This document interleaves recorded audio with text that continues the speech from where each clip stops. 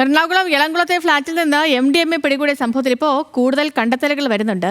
ഈ ലഹരി ഗുളികകൾ ജർമ്മൻ നിർമ്മിതമെന്നാണ് NCBയുടെ കണ്ടെത്തൽ. ഗുളികകളുടെ മുകളിലെ ചിഹ്നങ്ങളായി ഉള്ളത് രാജ്യാന്തര ലഹരി മാഫിയകളുടെ അടയാളങ്ങളാണെന്നും കണ്ടെത്തിയിട്ടുണ്ട്. പിടിയിലായ പ്രതികൾ അന്വേഷണവുമായി സഹകരിക്കുന്നില്ല എന്നും പോലീസ് പറയുന്നു. കൊച്ചിയിൽ നിന്ന് സഹിൻ ആന്റണി ഉണ്ട്. സഹിൻ, എന്തൊക്കെയാണ് ഇപ്പോൾ പോലീസിന്റെ കണ്ടെത്തലുകൾ?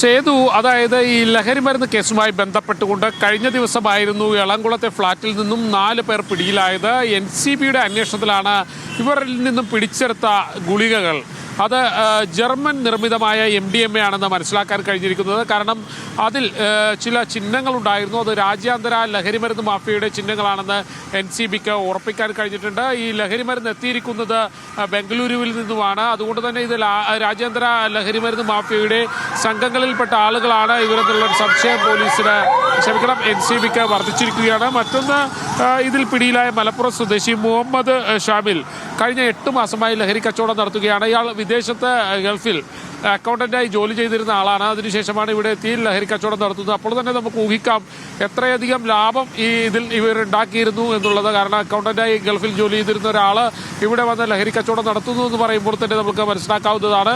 ഏതായാലും വലിയ രീതിയിൽ അന്വേഷണവുമായി NCB അടക്കമുള്ള ഏജൻസികൾ മുന്നോട്ട് പോകുന്നുണ്ട്. പക്ഷേ പ്രതികൾ അന്വേഷണവുമായി സഹകരിക്കുന്നില്ലെന്നാണ് മനസ്സിലാക്കാൻ കഴിയുന്നത്. സേതു.